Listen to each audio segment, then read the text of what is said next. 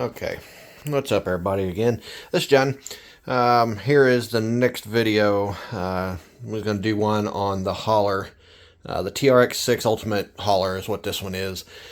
This truck originally, it had a drawback when they first came out with this. They're making the wider bed kit now for it, but it would not haul a regular size 1/10 scale vehicle on the bed. It just was not wide enough.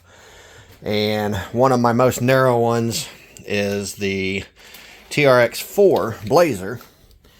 And as you can see now, this truck will actually fit on this bed. Still looks proportioned to it, I believe. I think it looks good that way. But anyhow, I was just going to do a quick little video here, show you what I did on this.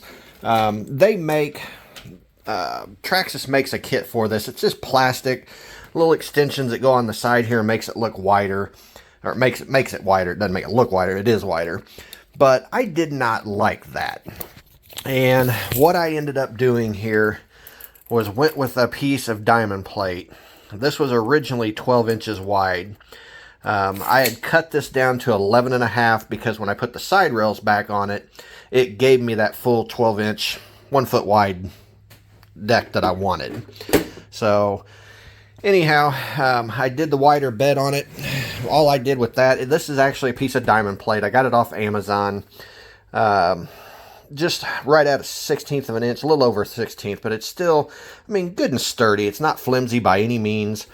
I can still haul quite a bit of stuff on here. I actually had my 40-pound grandson on this truck when I first got it and hauled him around on it. So truck's pretty stout for what it is. I've had this out. It's not fast by any means. It's not meant to be. It is 6-wheel drive. It does have the lockers on the front end, the front drive, both rear axles. I did two things to this. I went ahead and did the dual wheel conversion in the rear. I actually got those on eBay. There again, like I said, I mean, there's different companies that make them, so I'm not going to, you can search it and find them pretty easy. It's just the dually wheel conversions for the trx6. But I bought the kit that came with the spacers and the 4 new tires. The back space, when the spacer goes in, you take your nut off, you screw that spacer in there, and then your nut goes back on the outside with your center cap that screws on and off on them also. So, but that was an easy, like I said, eBay's where I found those at. So I did that. I did that because after I did the wider bed on this thing, it looked odd to me not to have the wheels out. But as you can see, I mean, they do stick out just a little bit past the bed, but that is fine. I don't mind that. But back to this bed real quick. What I ended up doing, it's 24 inches long now. I believe the original was about 22 inches, 23 inches, somewhere around in there. But what I did was use, I mean, you can see all the black screws that was in the original bed. I laid that bed up on top of this sheet, centered everything, and then re-drilled all those holes so I knew where everything was. And then the bed rails was the thing I was having the problem with, trying to figure out how to get them back on, because on the underneath of this, your original mounts stop back here where the side rails were screwed back on too. So what I ended up doing was took some 1/4 inch tube, aluminum tube that I got off Amazon. I got 4 sticks of it that were a foot long each.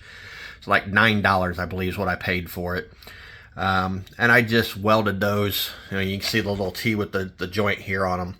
I just welded those back in and actually used the T-bar here that I made to put the screws back in for the side rails. So one there and then one back here also. So I was able to screw it back together that way, and then from the underneath, your original bars here that held the plastic bed with the screws, they're still being used. Doesn't have flex on the side. I mean, it's sturdy. I've got to change these screws out. I mean, I've got them on both sides and then up here and there. That's what I screwed those T-bars from the underneath. Screwed those into those. Eventually I got to get some shorter rivets, so I'm going to rivet those and take those screws out so they're not sticking up. But it was an easy way to do that. And in all honesty, to be able to go to an actual metal bed on this and not have a plastic bed was a plus for me. I mean, this whole thing was under $50 to go ahead and do this. I had some ABS plastic laying around. I just heated those up and bent them around the corners to fill in that gap that would be up here that was open from widening the bed from the side rails here. But like I said, I just riveted those on, bent it over, riveted that on there, and closed that back in. So I mean, I was fine with that. I did put the little roof, the light bar on it, but other than that, the truck had the factory lighting and everything on it, so I didn't worry about changing any of that or doing anything with it. I mean, it's got headlights, cab lights, it's got the lights down the side here, lights in the back. I mean, all this lights up on the truck. So, but I just wanted to do a quick video to show you. Like I said, I bought this sheet off of Amazon.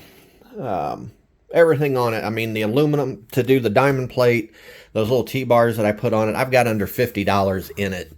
And this sheet of diamond plate, all I had to do up here in the front, where it slides underneath the rack here in the front, I just ground the little nubs down on the little the diamonds here that stick up. I just ground them down a little bit, and it slid right up under there and fit in nice and tight. So, but it is, I mean, it's on there sturdy. It's not going to go anywhere. Everything is bolted back in the way the factory plastic bed was. And now I've got the capability of hauling the larger 1/10 scales. Even my trx6 slash here. Do this without dropping it.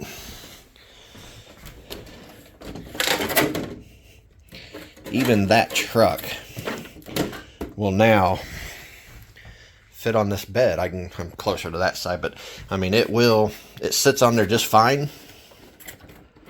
Get it centered so you can actually see this a little better, but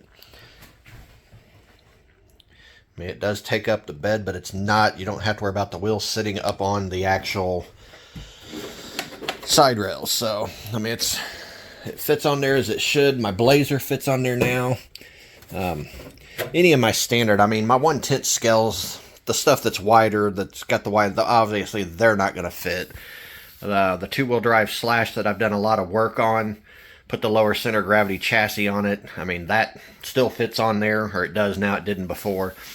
That one is a tight fit. It rubs right on the side rails, but it still does fit on there.